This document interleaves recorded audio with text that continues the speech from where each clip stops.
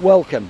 This is British National Party Television, coming to you from outside the Crown Courts in Sheffield to report on the fact that a senior politician has been arraigned to appear before the judge on charges relating to paedophilia. Unfortunately, we can't talk about this case because the judge has imposed reporting restrictions. Now, we're joined here by the chairman of the British National Party, Mr. Adam Walker, and we thought of, instead of reporting on this case, we'd ask him a few questions about the whole paedophilia issue in high places. Now, Mr. Walker, there seems to be a lot of funny goings on in the political class at the moment.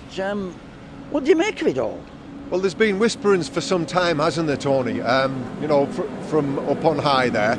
And what I find quite disturbing is the fact that we've got politicians up there in their ivory towers pointing their fingers down at us every day and saying how we should live our lives and we're all in it together.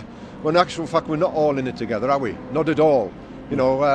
We've got major paedophile rings about to be uncovered there in Westminster, and it's totally unacceptable that these people are lording over us in such a manner. Do you think these people, who I quite agree, absolute hypocrites talking about social justice and compassion in the community, and yet a bunch of kiddie fiddlers all covering up, do you think we know that there's a lot of victims crying out for justice at the moment. Do you think there's a movement at the top of our society to try and brush this whole issue under the carpet?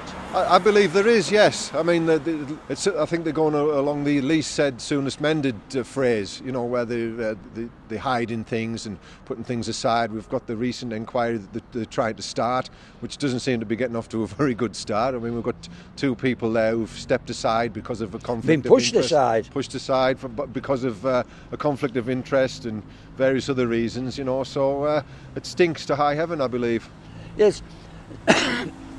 As a result, do you have any confidence in our criminal justice system? I don't have any confidence in our criminal justice system whatsoever. I've been a victim of it myself and I've seen what happens. It's just a complete and utter farce, and I believe it's just a money-making scam for people to keep very, very rich.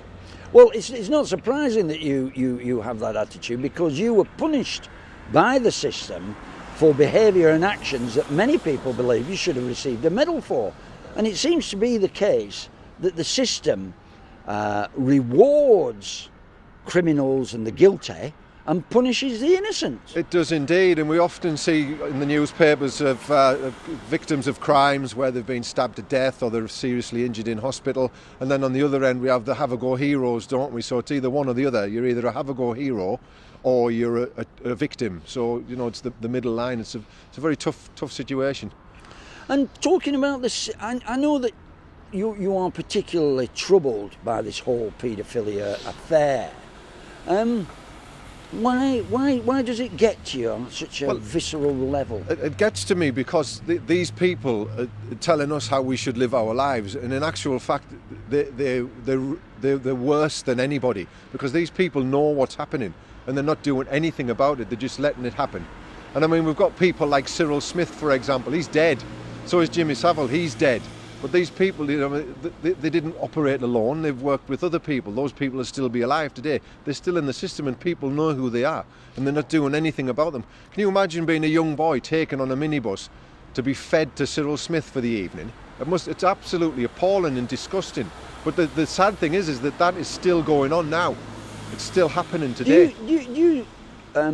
Reading into that comment, do you believe then that paedophiles were deliberately appointed to management positions in orphanages in order to supply the rich and powerful with victims for their unholy appetites? I have no doubt that they have been put in them positions, yes, and that's why we've got cover-ups, and that's why we've got people like Savile and Cyril Smith being blamed, because they're dead and they're not here to defend themselves.